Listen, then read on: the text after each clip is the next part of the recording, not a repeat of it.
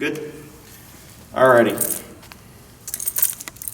Hi Lindsay, we're here with Bailey, and we made this little kind of comprehensive video to show you all the stuff that he's been taught during his program here. I want to show you something in regards to his setup. So your prong collar that you have for him was about 2 prongs too loose. So I removed 2. We'll put it back, it's up to you, but I suggest you remove 2 and just set them in the drawer somewhere. This is the appropriate fit. So if you would like to use your prong collar in conjunction with the e-collar, you can. They're perfectly safe to use together.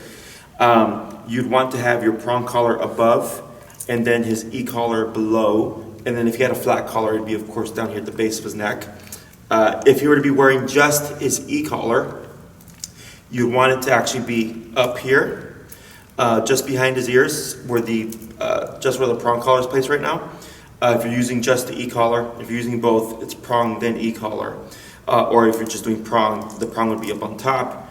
And up here, in terms of placement, we have the box set to the side of Bailey's neck. So anywhere from one side of the jaw to the other side of the jaw is up for grabs. I do tend to stay away from the back of the neck area, as that tends to be overly sensitive and dogs kind of overreact if you're doing that positioning. Otherwise, this would work just fine. So anywhere from one side to the other side here for the e-collar placement is fine. You do want to have a nice snugly fitted e-collar. If it's too loose and you see it rotating around the bottom of his neck, there's not going to be any contact, so it's not going to be very effective. And then you'd end up being like really high on the collar in terms of trying to get connection with him. So the more snug it's fitted, the better contact you're going to have, okay? So we're going to go in and start reviewing everything that Bailey knows. Currently I have him on a 29 on a remote that goes up to 127. Break. So hey, Bailey knows heel, command called sit, down, stay, and the place command. Okay, we're going to go over all those things right now. So we'll start with the heel. Heel you would use for leash walking if you're walking with him, from your home to the park or anything like that. You'd want to place him into a heel. This is where he's not pulling you, okay? Heel is a very strict looking command. It means walk with me, stay with me, sit when I stop. So this is all automatic. When you've issued the word, Bailey's job is to essentially walk with you in a position where his right shoulder is going to be parallel with your left leg. Okay, that's the ideal positioning. A little behind is fine. We would never want Bailey to be ahead of you. So like even this here, this is his shoulder. This would be a head. This is technically still a head. We would want this. This is parallel, and behind is fine as well. Okay. If you find he's lagging due to the heat or it's been a long walk and he's getting tired, it's normal. I don't worry too much about it as long as he's not being too distracted and like sniffing and pulling and doing all that stuff. If he's just slowing down and walking slower because he's hot, but it's still staying with you and then stopping when you come, sitting when you come to a stop, it's all perfectly fine. When you issue the heel word, Bailey's job is to walk with you and nothing else. He's not allowed to sniff the ground. Go pee on a tree, go pee on the grass, or go play with the dog. He is in working mode. So it's kind of like clocking him in. Once he's clocked in, he's not allowed to dilly-dally or any of that stuff. If you choose to let him interact with the dog, which is perfectly fine, you would want to issue a release, which we'll talk about, which is the break command. That tells him you're off the clock, you're now free, and you can pee, poop, roll around, play with the dog, and all that other stuff, okay? So, heel.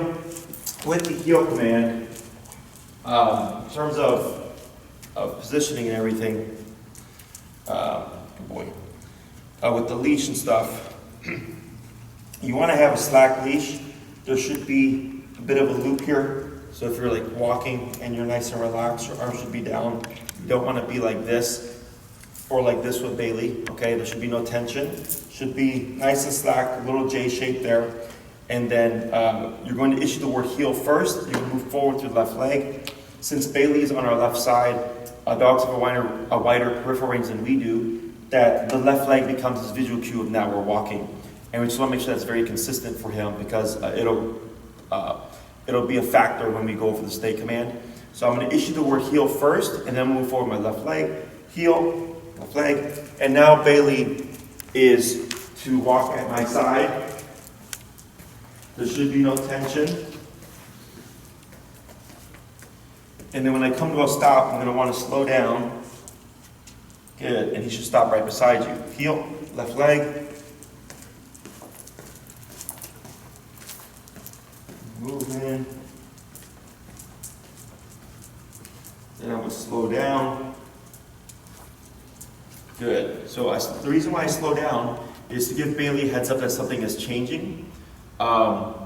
If you're going on a real walk and you do the heel and you're walking for 30 minutes and Bailey is perfect and it's a straight 30-minute walk, if you just abruptly stop, he will forge ahead of you because it's so abrupt. So we want to slow down to cue to him that something's changing.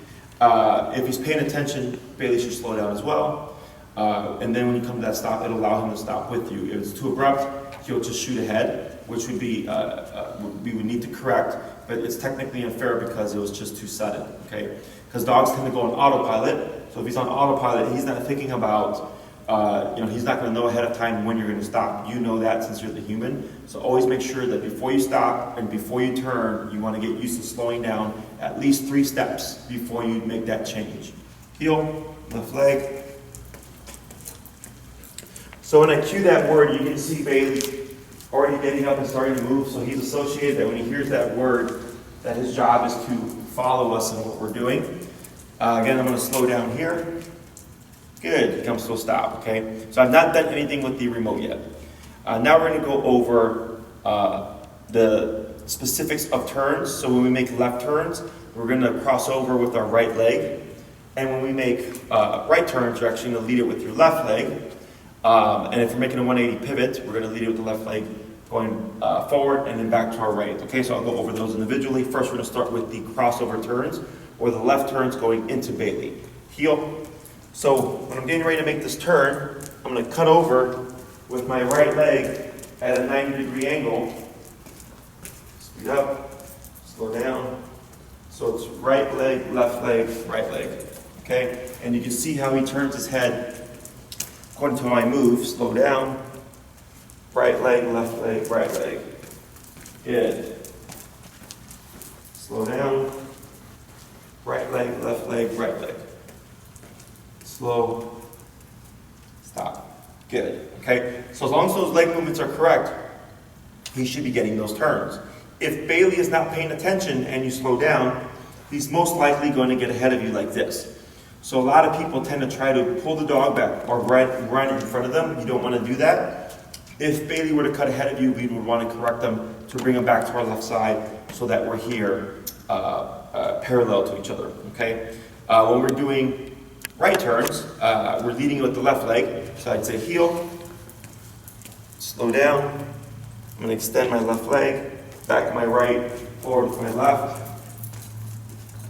Slow down.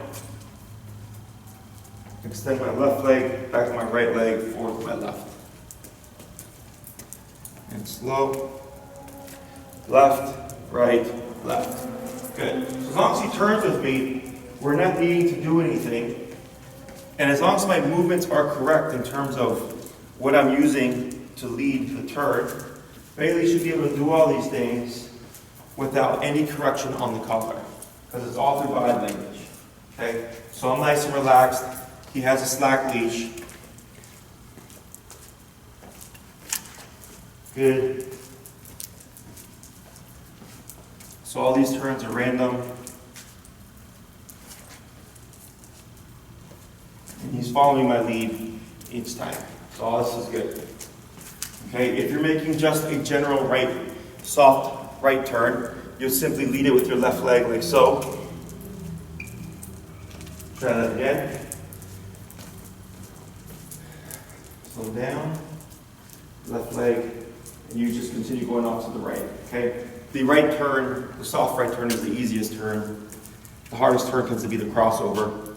So you just want to remember, turning left, you lead with your right. Turning right, you're leading with your left, whether it's a pivot or if you're making just that soft right turn, okay? The next thing is the stay command. When it comes to stay, I only issue the word when the dog is already in position. So currently Bailey is in a sitting position, but he's not in a sit. He is in a heel. The sit is built into the command. Tip, tip. The sit is built into the command, so Bailey is to automatically sit every time we stop. So if I were to move again, Bailey's inclination should be to move with me, tip, because of the heel, okay? So to help him differentiate, I issue the word stay, and I use the hand closest to the dog, in this case my left, and I'm gonna pivot out using my right leg to face Bailey like so, okay? Then I start walking around, and I'm keeping one hand here in the middle of the leash as I move around, because I want to assume that Bailey's going to get up, okay?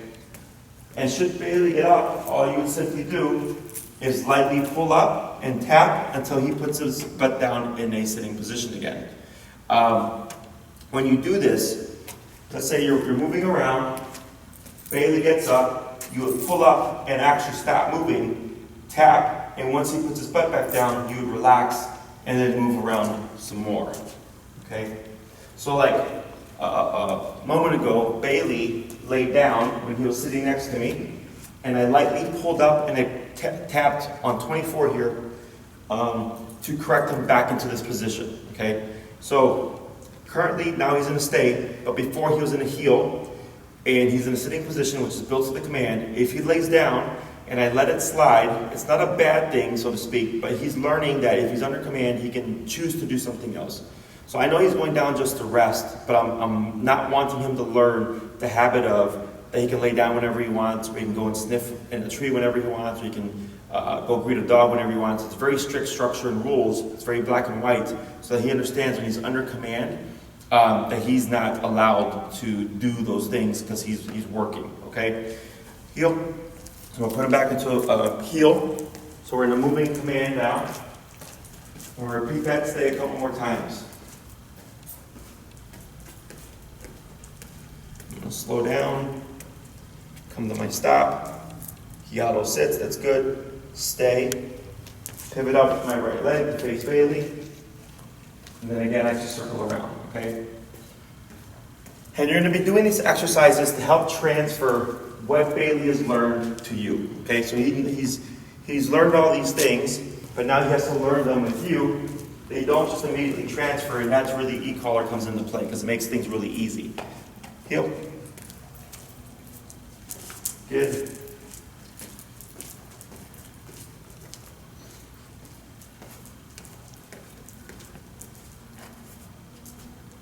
Good boy. Stay. So once you've practiced with Bailey a few times, then we start to step out a bit more naturally. So instead of doing a right leg pivot in front of Bailey like this, I did the stay and came out more like this in a forward motion to make it more realistic, okay? So you're building it to where Bailey's here, you get the stay, and you step away.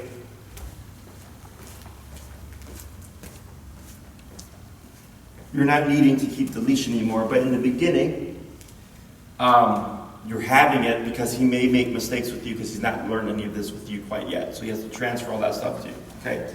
So that's the stay command. The only time I use that command is when the dog is already in position. So here he's already sitting because of heel. I gave him the stay. I didn't say sit because he's already doing that. And we're not worried about the down yet because we're focusing on the stay command. So if Bailey's in the home and he's laying down and you decide, I don't want you to move, you would issue the stay command. If Bailey is standing and you want him to lay down, you would then issue the down command or the sit command. And stay is implied with sit, down, and place. We don't say sit, stay, down, stay, or place, stay. We just give the first cue of sit, down, or stay, and the stay is implied. The way we've implied that stay is when he would make a mistake, we would use the e-collar to correct them back into position. So then he learned, if I'm told to sit, if I get up prematurely, this goes off until I put my butt back down, and then it goes away again. So then he thinks to himself, well, if they say sit, I'll just keep my butt down and not move, okay? Heel. So now, we're gonna work on the downs, okay? So the way we taught the down was we start from a sitting position because this is easiest, and we put a little bit of pressure on the dog's shoulders up here, very little pressure, and we pair it with the e-collar here. And if you have your prong, you can use that as well. So you can put a little bit of pressure here, tap, and you can see how Bailey already goes down. Attaboy. Eat it. Eat it, I know you're tired. Good. Sit. Good. So if we pet here, nothing, and then when I put a little pressure and tap, Bailey, tap, would go into a down position. Okay, so this is how we taught it. Now once the dog already knows it, we don't really need to use the hand so much, we use the verbal cue. And let me dip this down, let me go down to, from 24, we're going down to 18 here. Because you seen the little jump in the 24. Good, sit. Attaboy, good job. Heel. So we're going to try it now with the verbal cue. Good boy. I'm going to wait a moment. Down. Let's go from 18 down to 12. Okay.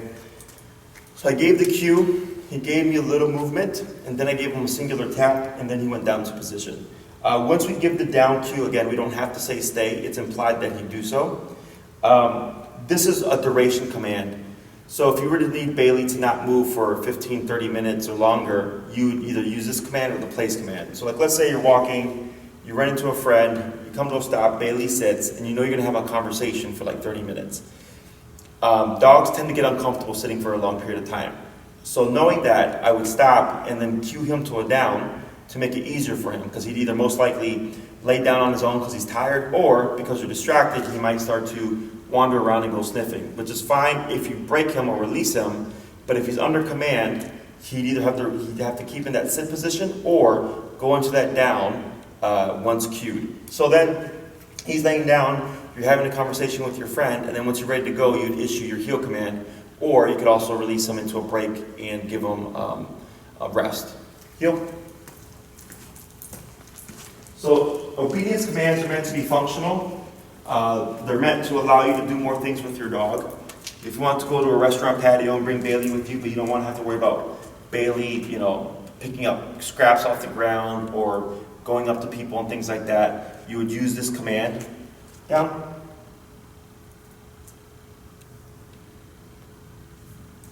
Tap. Dip it down. Let's go down to 8. There it is. Good. So that was on 12 and then went down to 8. So I gave the cue. I could see he was thinking about what to do. Wasn't too sure. Gave a tap, and then his response was a little too exaggerated. So I simply cut the power down to be more appropriate to him. And we went down to 8, and then I gave another tap, and he went down into the position that I was leading. Okay. So don't be discouraged if you use the remote and you're too high. You simply adjust it back down lower. Bailey will tell you what's too much and what's too little. If I'm at 20 and I remote him for sitting and he yelps and then gets kind of panicky, that's telling me it's too much, I simply dip it down. If it's a really big reaction, I'll usually cut it down in half or a little bit lower. Especially when it comes to like stationary commands like the down and stuff. If you're too high, it tends to make the dog too fidgety. Okay, and as you start to learn Bailey more, you'll already kind of know. For down, he needs 8. For heel, he needs 35. For come when called, he needs 15, so on and so forth. And you'll just kind of naturally go to these numbers. The numbers may change depending on what's going on in the environment. Right now, we're in a bland environment. It's the facility. There's nothing going on. So, it's lower. But if you were to be outside at the park, you might find that Bailey needs a bit more power in order to kind of receive the information that you're telling him of, hey, you need to lay down. And this will cut through all the distraction, okay? So you're constantly adjusting it. There is no set number every day. The other factor is Bailey does have fur, and it acts as a buffer. So if you have good contact one day, you might find your numbers are really low. If you have bad contact, your numbers might be higher. If he's really hot and he's like overheated, your numbers might be higher. If he's under stress, his numbers might be higher. So there's a lot of factors that go into play here. But as you get used to using this, you get more comfortable, and you start to just do things naturally. Sit. Tap. Good. That's an 8 still. Attaboy. Good. So I gave him the cue. He didn't respond. I gave him a tap. to reinforce it, okay? And we want to make sure that every time we give a cue that we do reinforce and make sure that Bailey does perform it. Now, if I give the cue and Bailey responds very quickly, we don't need to follow through with the tap, but if there's anything more than a second delay in his response, you want to kick in with the remote to reinforce it. And over time, when you give these cues, you'll find you're using this less and less, and that Bailey will pop into position without needing the reminder, okay? I'm going to go back into the heel. And do the down a couple more times.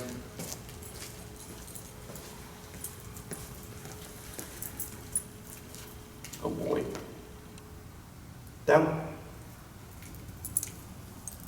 Tap. Tap.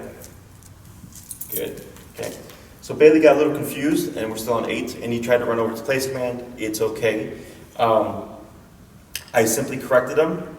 I gave one tap to tell him don't go over there, and another tap to get him to go into the position, and then I relax, okay? It's very important that you work with him and learn these things. Nobody's perfect, no human is perfect, no dog is perfect. Mistakes are gonna happen, mistakes are normal. It's very important that you learn how to use this tool to navigate with Bailey and to get him either into the correct position that he's supposed to be in, or if you're working through a moment where he's feeling stressed out, something spooked him, this is your tool to communicate with him to help get him back under control. So when you're doing your training sessions, it's not just you're learning what Bailey knows and kind of transferring them from what we've taught Bailey over to you. You're also working on what do I do if Bailey makes a mistake, okay? Don't ever feel rushed. Take your time, figure it out, take your time. Don't try to fix it as soon as possible. Take your time to kind of think through it. You know, if Bailey was still having issues, I might slowly go up on the collar. I restricted some of the leash so that he didn't have the full range of motion here going towards the place command to limit him, to help him get to the answer much faster. Heel, when a dog has more leash, you want to think that he has kind of like, in this case, a 6-foot radius around you to try to figure out what to do. So when you shorten it, down, tap. Good. When you shorten it, like here, I grabbed it like this.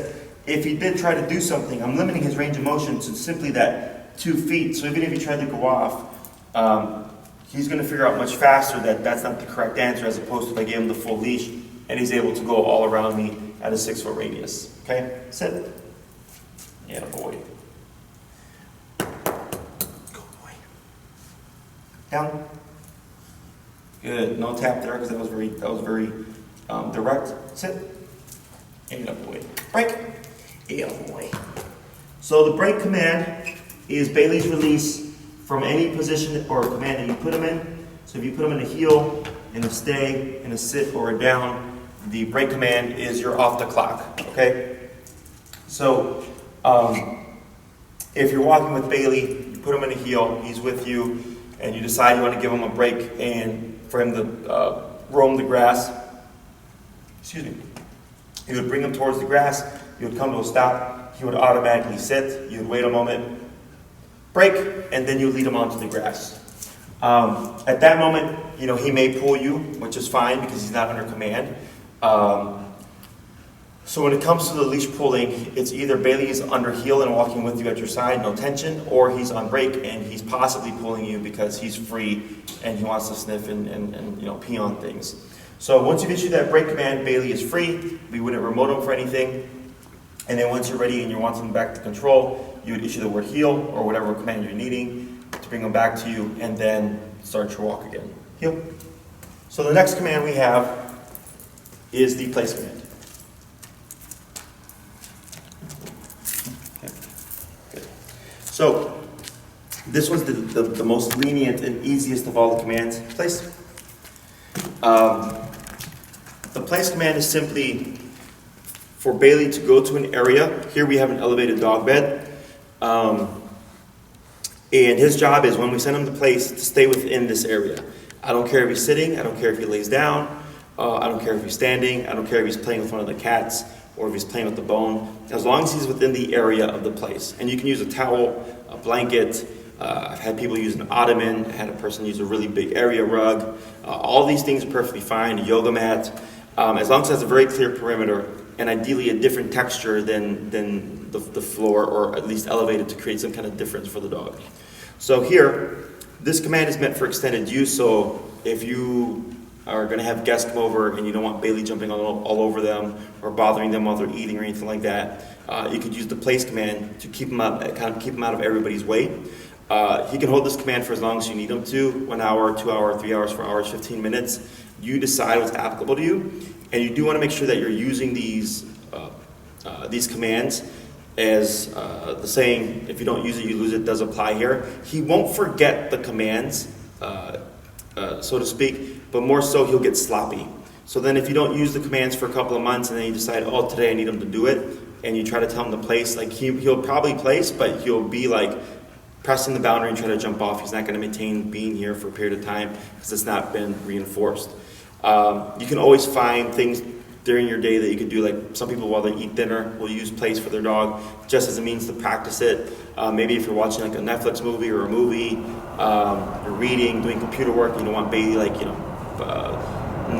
put his nose on you like to ask for attention and stuff, and you want to just keep him away, you would utilize this command.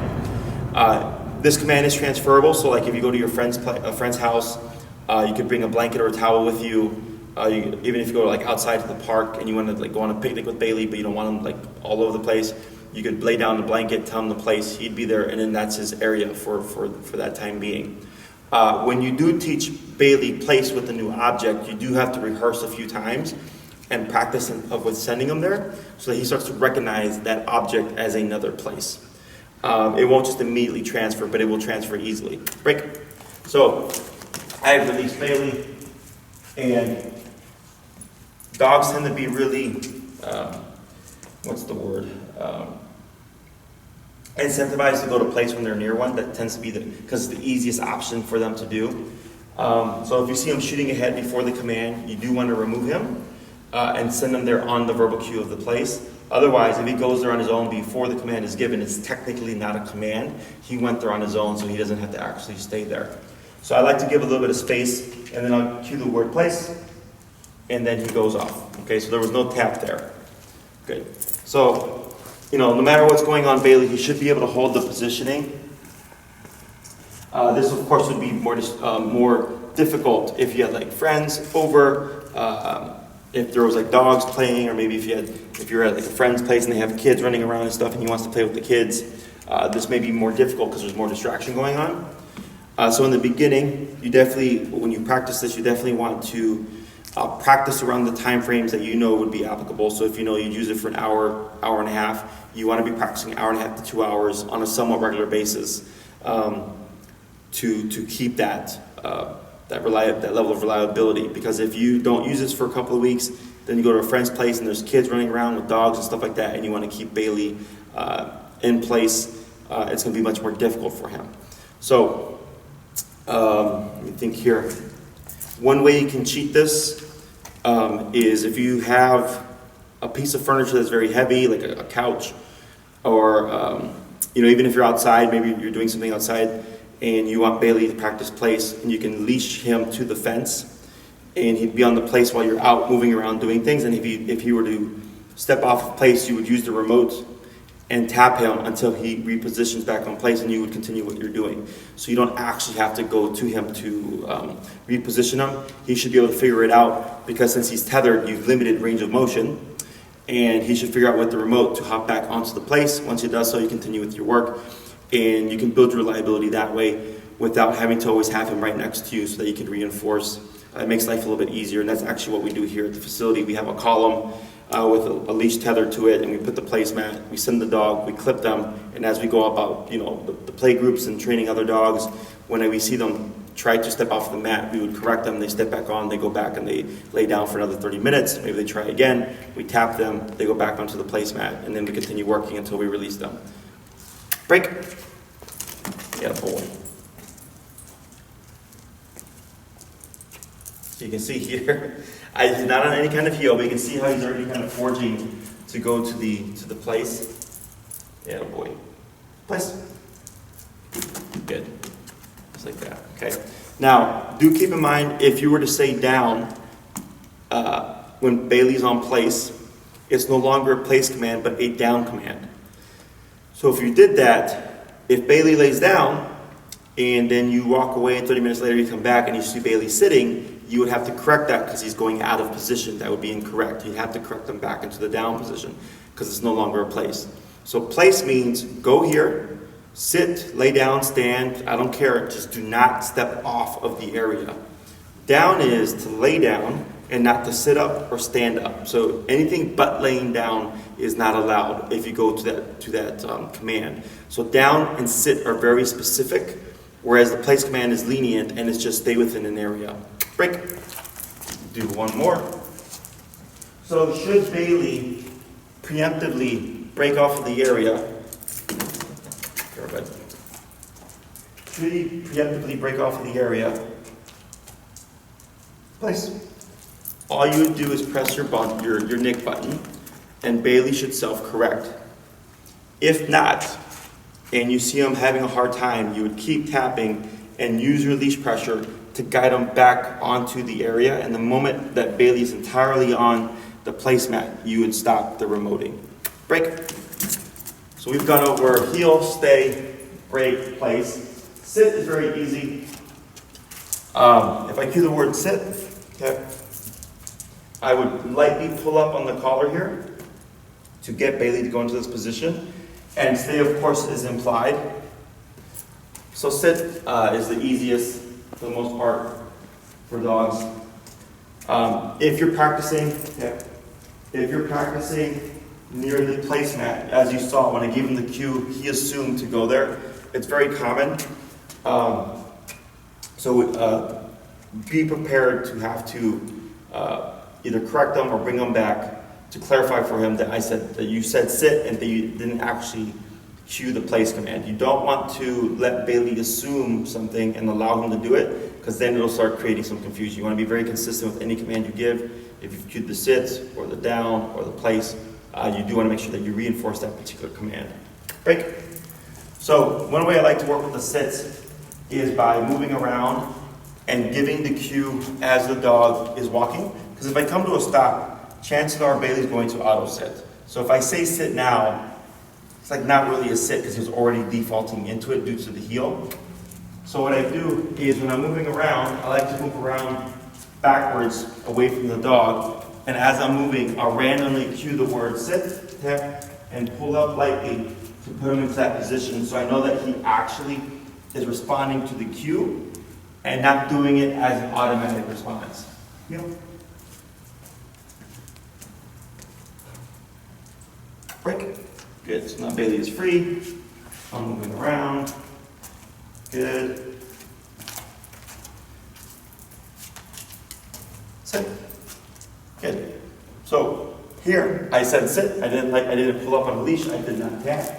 He gave me the response I wanted because he's already made the association of what the sit word means. However, should he not do it, you would simply reinforce by lightly pulling up on your leash and giving a tap on the collar to put him into position. Break. Sit. Good. Break. Sit. Good. So there was no taps there. I don't say stay because stay is implied. And boy. Down. Good. There's one tap there. Break. Sit. Good. So as you get more acclimated to the commands that he knows, you can start to intertwine them and use them randomly to clarify the commands for him and to see where he's at in terms of his association and concepts of each of those individual words. Down. And a boy. No tap here.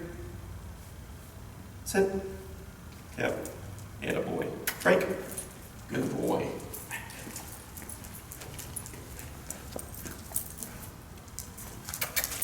Good, so he prevented himself, that's good. Sit. Good. Break. No, put it that way. Sit. Place. And a boy. Break. Place. Good boy. Break. Sit. Good boy. Break. Sit. Down. Sit. Yep. 8. Break. Sit. Break. Sit. Place. And a boy. Break. Sit. Good. Yeah. Good. You see what you thought about it. Heel.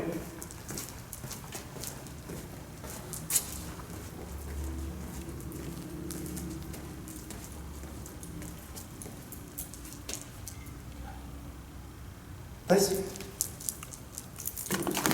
And a boy.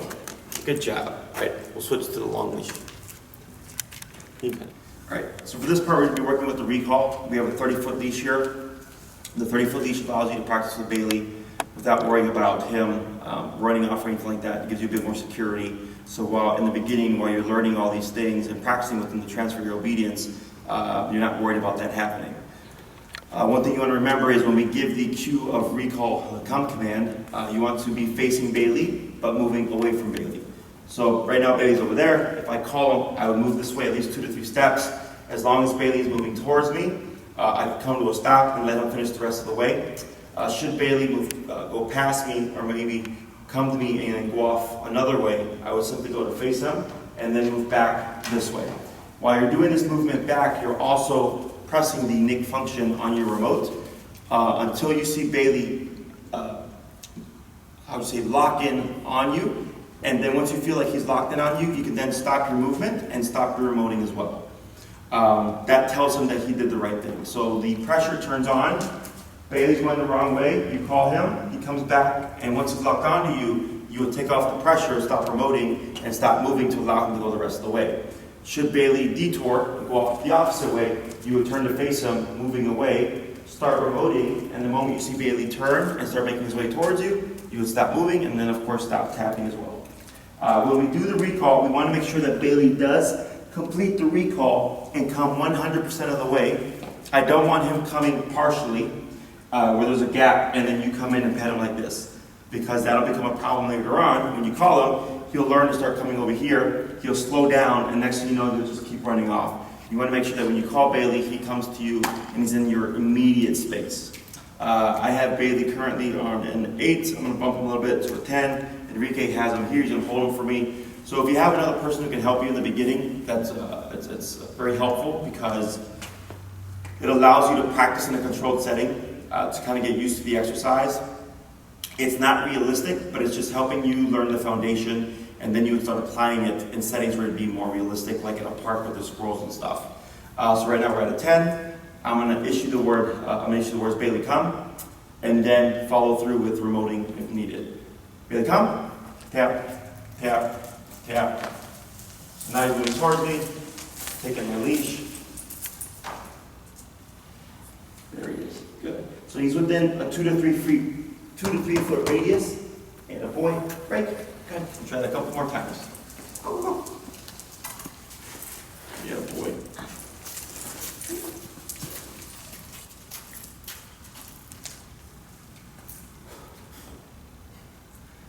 Bailey come, tap, and a boy, good. Good. So it doesn't matter where Bailey lands. He can land to my left, he can land in front of me, to my right, behind me. I just want Bailey to be within my immediate vicinity. Break.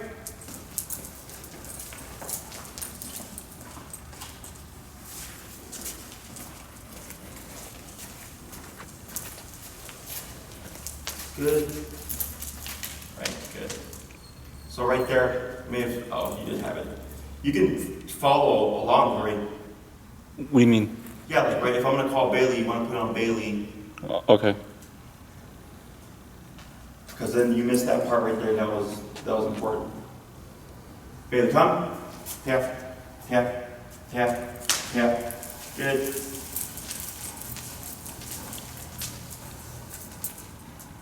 Good. Shh.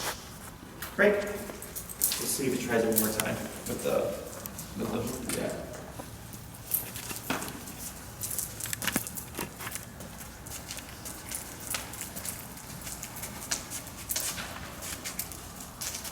Move, please.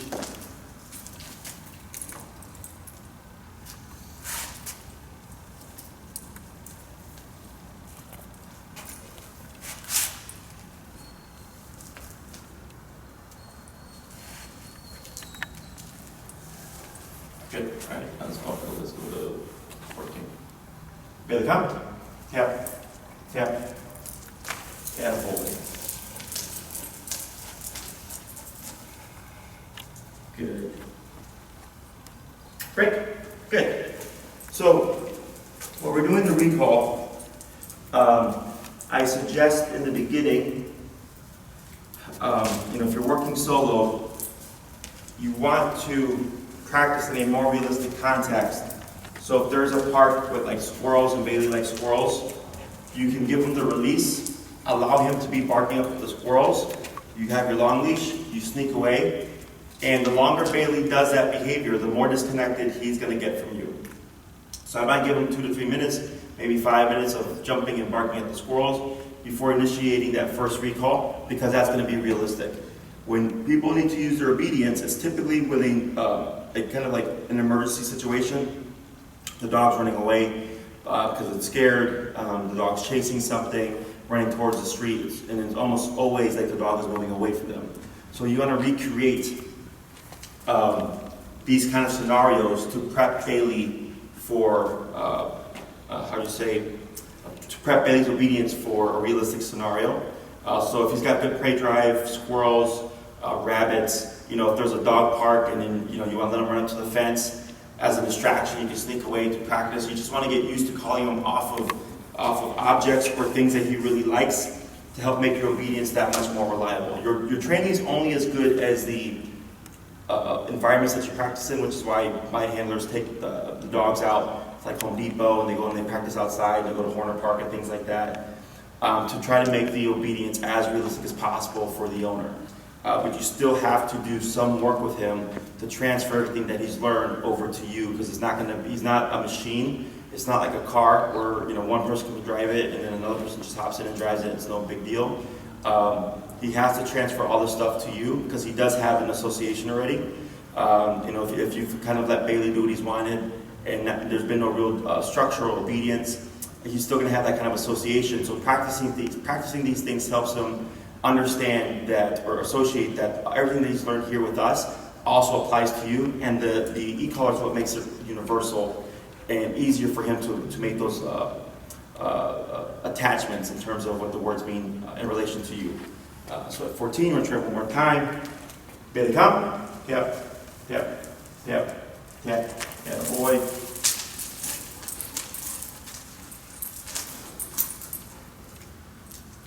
Good job. So this time Bailey lands in front of me, which is perfectly fine.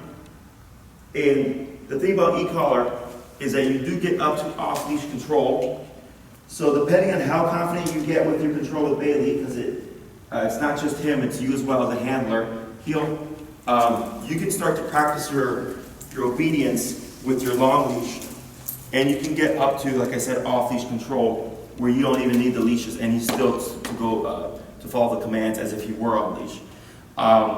Typically, the transition is short leash to long leash dragging, to no leash enclosed area, to no leash unenclosed area. So you're working through these phases with all the obedience that he's learned to possibly get him to the point of fully off leash, if that's what you would like to have. Okay, and it's very simple. It's really just practicing everything that he knows, but pushing things to a greater degree, because now at your 30-foot leash, you can get up to 30 feet away from him, and again, not worry about what happens if he makes a mistake or gets confused or anything, because you still have that line to him, that connection to him. And then that's why we do unenclosed area first when we do remove the leash, because if something happens and he makes a mistake, you don't have to worry about panicking so much, because he's not going to get anywhere. Okay? I always advise that people do work their dogs through panic if they go under stress, because again, when you're going to need your obedience to really be functional,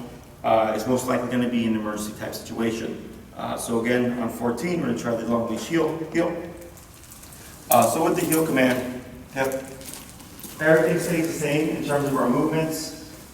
We will still cross over left with our right leg. If I need to make a 180 turn, I'd extend my left leg out. Bailey should move with me. And I have my leash behind me here. You can remove the short leash to make these a little bit easier. And eventually you can go to leash dragging. And the reason for this is because it's weird for people in the beginning to be walking their dog with no physical connection because they're so used to the leash, and they're worried about whether or not the dog is going to run away. So it does take some getting used to, when practicing in the beginning. So if you have a nice open park, open field, I always suggest starting no distractions. This way, you're building your confidence, you're learning where Bailey's at in terms of his response and his reliability. If he's making mistakes, that's what training is for, that's what practice is for. You can get him, you can tighten things up, and then when you feel like he's ready, you can progress things to the next step. So it goes from short leash to long leash dragging, to no leash enclosed area to no leash unenclosed area. And you would practice with all the commands that he's learned. The most important ones, in my opinion, are the heel and the recall, or the come when called, in terms of off-leash reliability, because the come when called is the one that would save his life should he decide to run towards the street or anything like that. That's what's going to get him back to you. Heel. So you could technically practice all your commands with the heel, the sit, the stay, the down, the place, and just kind of building the level of control that you have over him. And all this stuff just takes time and practice to get a good understanding of where he's at. But Bailey's pretty good. He's probably about 70-80% reliable in terms of his obedience going up to off leash. On leash, he's great. There's no issues. And I think that's pretty much it.